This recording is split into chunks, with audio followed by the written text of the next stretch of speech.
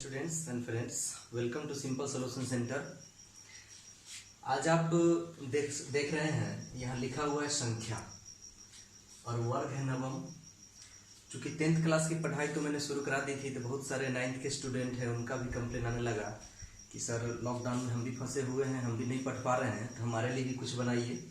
तो आज मैं पहला वीडियो 9th क्लास के लिए बना रहा हूँ। 9th क्लास के जितने स्टूडेंट होंगे प्लस कंपटीशन के जो भी स्टूडेंट होंगे, क्योंकि कंपटीशन का बेस भी तो 6 to 10th होता है, वो भी इस वीडियो को देखेंगे, बहुत कुछ देखने को मिलेगा। तो सबसे पहले यहाँ लिखा हुआ है संख्या। आपको 9th क्लास का जो चैप्टर है वो वास्तविक संख्याएं से शुरू होती है। तो वास्तविक संख्या भी किसी का पार्ट है, वो संख्या का पार्ट है। संख्या क्या होता है? तो दुनिया में जितनी भी कोई वस्तुएं हैं उसको हम गिनते हैं विभिन्न माध्यमों से, वही संख्या है। और उस संख्या को दो भागों में बांटा गया, वास्तविक संख्याएं और काल्पनिक संख्याएं, real numbers and imaginary numbers. तो वास्तविक संख्या और काल्पनिक संख्या दो भाग में बांटा गया। तो संख्या का एक परिभाषा ये भी आप कह सकते हैं कि वास्तविक संख्याएं और काल्पनिक संख्याएं के समुच्चय को संख्या कहते हैं, यानी इन दोनों के मिले जुले रूप को हम संख्या कहते हैं। या ये कह सकते हैं कि वास्तविक संख्याएं काल्पनिक संख्याएं के सम्मिलित रूप को, संग्रह को हम संख्या कहते हैं। खैर, आपको इस पर ज्यादा जोर नहीं देना है, ज्यादा जोर देना है वास्तविक संख्या पर। तो हम आज जानेंगे कि वास्तविक संख्या है क्या। वैसे आप में से बहुत लोग जाने होंगे वास्तविक संख्या के बारे में कि परिमेय संख्या और अपरिमेय संख्या के समुच्चय को वास्तविक संख्या कहते हैं। वो परिभाषा भी ठीक है, लेकिन आप एक नई परिभाषा देखिए। आप में से कुछ लोग जानते भी होंगे कि वास्तविक संख्या का परिभाषा क्या होता है। वो जो परिभाषा हम अभी देने जा रहे हैं, उस परिभाषा को जानने के बाद आपके अंदर में थोड़ा भी कंफ्यूजन नहीं रहेगा संख्या को वास्तविक और काल्पनिक में छांटने में। तो आप देख सकते हैं कि वास्तविक संख्या का परिभाषा हम दे क्या रहे हैं। एकदम संक्षेप में आप लिख सकते हैं कि जिन संख्याओं का वर्ग, जिन संख्याओं का वर्ग धनात्मक हो, क्या हो? धनात्मक यानी पॉजिटिव। जिन संख्याओं का वर्ग धनात्मक हो उसे वास्तविक संख्या कहते हैं। संख्या कहते हैं। अब जिन संख्याओं का वर्ग मैंने कहा धनात्मक हो उसे वास्तविक संख्या कहते हैं। तो आप संख्या ले लीजिए, उसका वर्ग करके देखिए, कोई भी नंबर लीजिए, उसका स्क्वायर करके देखिए। अगर स्क्वायर पॉजिटिव आ जाता है, इट मीन्स वह रियल नंबर होगा। अगर उसका वर्ग धनात्मक आता है, इसका मतलब है कि वह वास्तविक संख्या होगा। देख लेते हैं जीरो। तो जीरो का वर्ग कितना होगा? हम जीरो लेते हैं, जीरो का वर्ग निकालते हैं, तो जीरो का वर्ग जीरो हुआ। तो जीरो के बारे में ऐसे कहा गया ना यह धनात्मक है ना ऋणात्मक है, तो यह माइनस भी नहीं है। तो जीरो को भी आप वास्तविक संख्या के अंतर्गत रख सकते हैं। अब एक ले लीजिए वन, वन का स्क्वायर आप करके देखिए तो वन ही होगा, धनात्मक है, यानी गैर ऋणात्मक आना चाहिए। उसके बाद फिर देख लीजिए माइनस टू, माइनस टू का आप वर्ग निकाल के देखिए कितना होगा? 4। Minus two into minus two equal to हो जाएगा 4। यानी कि माइनस वाला भी लेंगे तो भी प्लस होगा, क्योंकि स्क्वायर है। प्लस वाला लेंगे तो प्लस होगा ही होगा। बटा वाला लेके देख लीजिए, अगर कोई फ्रैक्शन आप लेते हैं उसको भी देख सकते हैं। 1/2, तो 1/2 का स्क्वायर करके आप देख लीजिए 1/4, ये भी पॉजिटिव आ गया। कोई डेसिमल वाला आप ले सकते हैं 0.2, इसका भी अगर आप स्क्वायर कीजिएगा तो कितना आ जाएगा? 0.04, ये भी पॉजिटिव आएगा।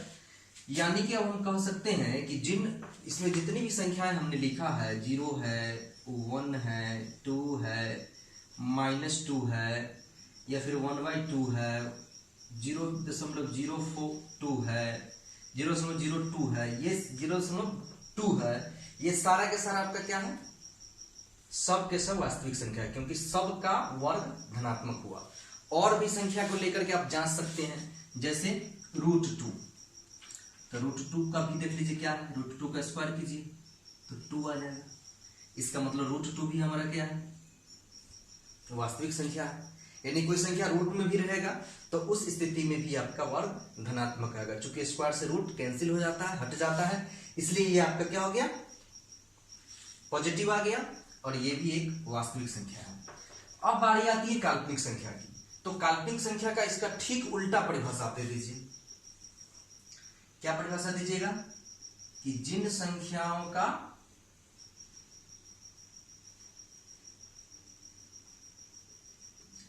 सोचते रहिए कौन सी संख्या होगा, जिन संख्याओं का वर्ग ऋणात्मक हो, इट मीन्स निगेटिव हो, जिसका स्क्वायर निगेटिव आ जाए, उसे हम क्या कहेंगे, काल्पनिक संख्या। ऋणात्मक हो उसे काल्पनिक संख्या कहते हैं। वैसे 9th 10th क्लास तक आपको काल्पनिक संख्या पढ़ने की जरूरत नहीं है, फिर भी हम परिभाषा बता दिए हैं। तो अब इसमें आप देख रहे हैं वास्तविक संख्या में कि माइनस वाला भी आ गया, रूट वाला भी आ गया, बटा वाला भी आ गया, डेसिमल वाला भी आ गया, सबका सब वर्ग पॉजिटिव है। तो ऐसी कौन सी संख्या है जिसका वर्ग माइनस में आएगा, सोचिए। जिसका स्क्वायर करे तो माइनस में आएगा। अगर आपके मन में होगा -3 तो -3 इंटू -3 कर लीजिए, +9 हो जाएगा। -11 इंटू -11 कीजिए, प्लस वाला तो कभी होगा नहीं, जब भी होगा तो माइनस वाला होगा, और माइनस का स्क्वायर जब भी होगा तो पॉजिटिव होगा। तो ऐसी कौन सी संख्या है जो काल्पनिक है, सोचिए सोचिए। हम बता देते हैं, आप वीडियो को पॉज करके सोचिए, आपकी सोच वहां तक पहुंचती है कि नहीं। चलिए, ऐसी भी संख्या है, ऐसा बात नहीं कि ऐसी कोई संख्या नहीं, ऐसी भी संख्या है जिसका वर्ग ऋणात्मक होता है। तो आप ले सकते हैं इसमें रूट अंडर में माइनस। अब देख लीजिए, रूट अंडर -1 का अगर स्क्वायर कीजिएगा तो क्या आएगा, स्क्वायर से रूट हट जाता है तो क्या आ जाएगा, -1। फिर रूट अंडर में, यानी आप कोई भी संख्या जो रूट के अंडर में माइनस में हो उसका स्क्वायर आप करके देख लीजिए तो कितना आ जाएगा, -2। इट मीन्स हम कह सकते हैं रूट अंडर -a क्या है, एक काल्पनिक संख्या है, क्योंकि इसका स्क्वायर कीजिएगा तो क्या आ जाएगा, रूट अंडर -a का स्क्वायर से रूट हटेगा -a। ये सभी के सभी आपका, ये जो आप देखे हैं ये सभी के सभी क्या है, काल्पनिक संख्याएं हैं, काल्पनिक संख्याएं। तो आप देख सकते हैं संख्या को दो भागों में बांटा गया, एक वास्तविक संख्या, दूसरा काल्पनिक संख्या। तो हमें नवम वर्ग में एवं दसम वर्ग में वास्तविक संख्या के बारे में ही पढ़ना है। काल्पनिक संख्या का केवल हम यहाँ परिचय दे दिए हैं, आप इसको यहीं पर रख दीजिए। इन दोनों को अलग करने के लिए हम कर दिए हैं। अब आपकी किताब में, अगर आप नवम दसम वर्ग के विद्यार्थी होंगे तो आपकी किताब में इसका एक और परिभाषा दिया होगा। वह दिया होगा कि परिमेय संख्या और अपरिमेय संख्या के समुच्च को वास्तविक संख्या कहते हैं। वो भी गलत नहीं है, वो भी परिभाषा आप दे सकते हैं।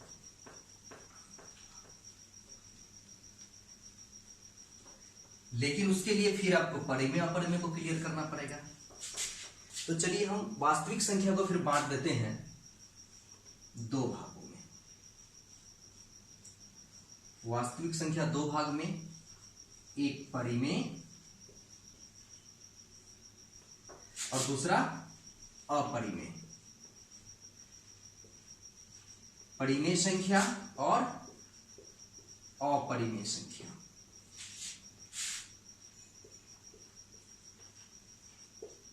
परिमेय संख्या को अंग्रेजी में आप लिख सकते हैं रेशनल नंबर,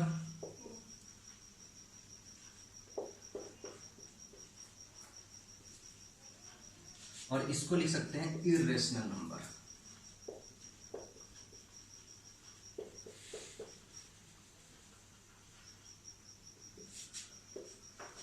तो यहां पर अब वास्तविक संख्या दो भागों में बट गया, तो यहीं से परिभाषा दे देते हैं कि परिमेय संख्याओं और अपरिमेय संख्याओं के समुच्च को वास्तविक संख्या कहते हैं। यानी ये दोनों जो मिला हुआ होगा वही वास्तविक संख्या होगा। अब बात परिमेय संख्या की परिभाषा की है कि परिमेय संख्या क्या है। तो परिमेय संख्या का एकदम सिंपल परिभाषा है कि वैसी संख्या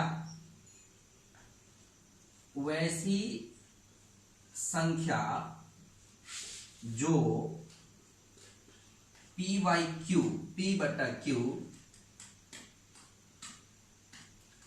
इसमें एक और कंडीशन है, P बटा Q में कभी भी Q जीरो ना हो, जहां Q does not equal to zero. देखिए P बाई Q बहुत सारा क्वेश्चन में आप देखे होंगे इसको does not equal to zero लिखा हो रहा था। ऐसा क्यों लिखा जाता है ये समझिए कि बटा में अगर Q है और Q का मान यदि जीरो हो जाए तो वह मीनिंगलेस हो जाएगा, यानी अर्थहीन हो जाएगा। किसी भी संख्या के बट्टा में जीरो होगा तो वो अपरिभाषित हो जाता है, मीनिंगलेस हो जाता है। इसलिए Q का मान कुछ भी हो सकता है, यानी बट्टा में कुछ भी हो सकता है, केवल और केवल जीरो को छोड़ के। इसलिए कहा गया जहां Q does not equal to zero. तो ऐसी संख्या जो P बटा Q के रूप में हो या जिसे P बाई Q के रूप में बदला जा सके,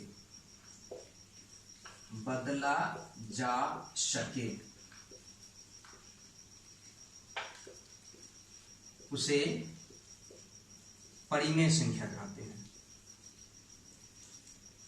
परिमेय संख्या कहते हैं।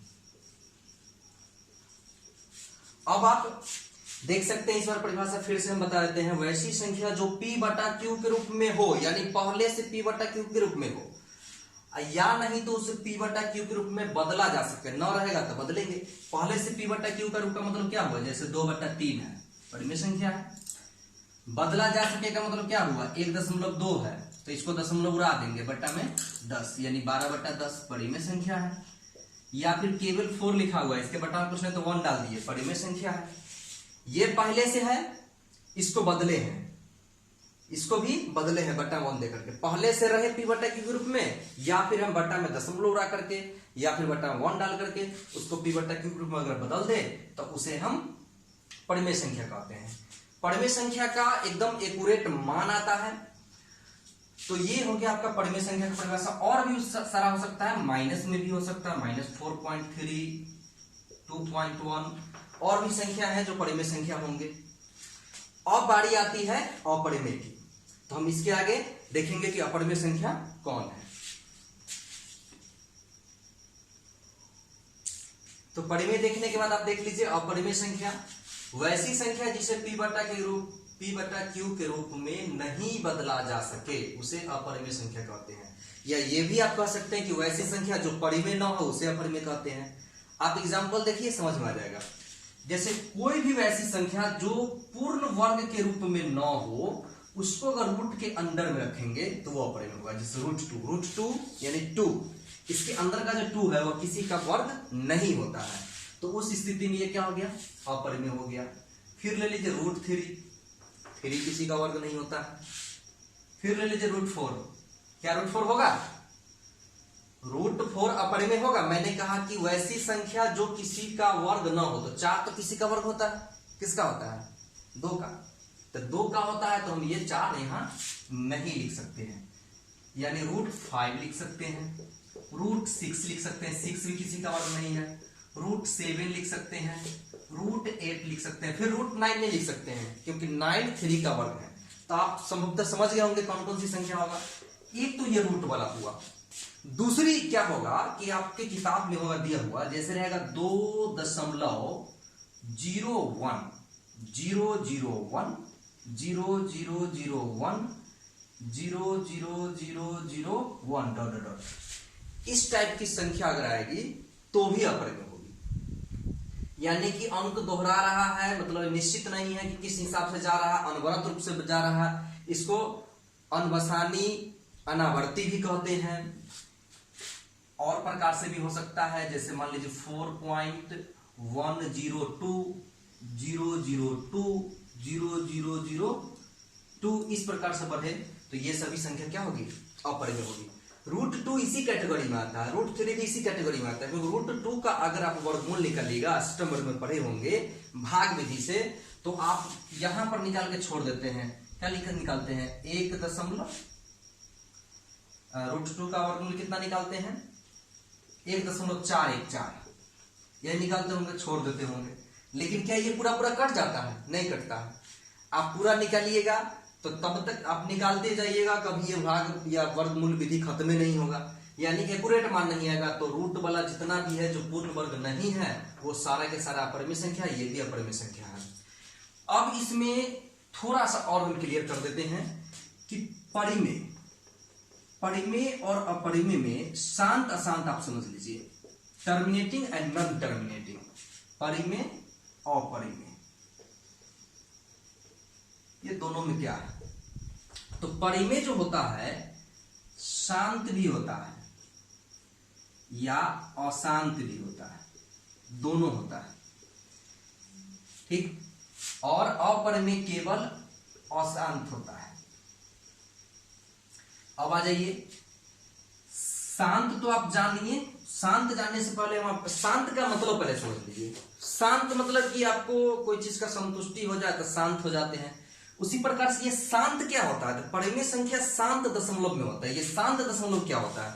जैसे मान लीजिए 1/2 है, अगर 1 में 2 से हम भाग दिए तो भाग तो लगेगा नहीं, इस हिसाब से आप यहां पर दशमलव देकर के 0 दीजिए, 2 पंचे 10 कट गया, दशमलव के बाद भी कट गया, तो 1/2 का मान हो गया 0.5, यही आपका है शांत। और अशांत क्या होगा? तो जैसे 1/3 है, 1 में भाग लगाइए 3 से, दशमलव दीजिए, 0 3 तिहाई 9, 1 0 3 तिहाई 9, 1 0 3 तिहाई 9, कभी कटने वाला है? कभी नहीं कटेगा, यही अशांत हुआ। तो शांत में आप लिख सकते हैं 0.5 और अशांत में लिख सकते हैं 0.333 डॉट डॉट डॉट, या इसी को हम लिख देते हैं 0.3 पर रेखरेख। यानी परिमेय संख्या शांत होता है, यानी दशमलव का पूरा पूरा कट जाए तो शांत, और अशांत होता है, अशांत में आवर्ती होता है। आवर्ती मतलब दोहराना, बार बार दोहराना को ही आवर्ती कहते हैं। तो ये अशांत आवर्ती होता है। क्या होता है? अशांत भी होता है, तो क्या होता है? आवर्ती होता है, अशांत आवर्ती। और ये अशांत होता है तो अनावर्ती होता है, जैसा कि रूट वाला में आप देखे होंगे, कोई निश्चित नहीं रहेगा। इसमें देखिए ये सब अनावर्ती है, ये भी अनावर्ती है, इसका वैल्यू निकालेंगे तो अनावर्ती होगा। इसमें निश्चित है ना कि 3 3 3 3 दोहराया, इसमें निश्चित नहीं होगा जब अपरिमेय संख्या के निकालेगा तब। वैसे इससे विशेष में वीडियो ज्यादा लंबा हो जाएगा, अपलोड में दिक्कत होगा। इससे विशेष में हम अगले वीडियो में बताएंगे कि परिमेय शांत है या अशांत। ये तो भाग देकर देख लीजिए, बिना भाग दिए हम कैसे जानेंगे कि शांत है कि अशांत? यानी ये शांत है कि अशांत, ये शांत है कि अशांत? कौन ऐसा विधि अपनाएंगे जो बिना भाग दिए हम जान सकते हैं शांत है या अशांत? तो ये शांत आवर्ती होता है, यानी कि इसमें दोहराएगा, जैसे आप यहां देखे हैं। और ये अशांत अनावर्ती होता है, जैसा कि इसका आप वर्गमूल निकलेगा तो पता चल जाएगा, या इसको आप देख करके समझ सकते हैं। तो हम उम्मीद करते हैं कि जितना हम बताए हैं उतना आपको समझ में आया होगा। और भी कोई प्रॉब्लम इसमें हुआ तो फिर से हमें कमेंट करके बताइएगा। वीडियो देखने के लिए धन्यवाद। अच्छा लगे तो लाइक कर दीजिए, सब्सक्राइब कर दीजिए, शेयर कर दीजिए। धन्यवाद।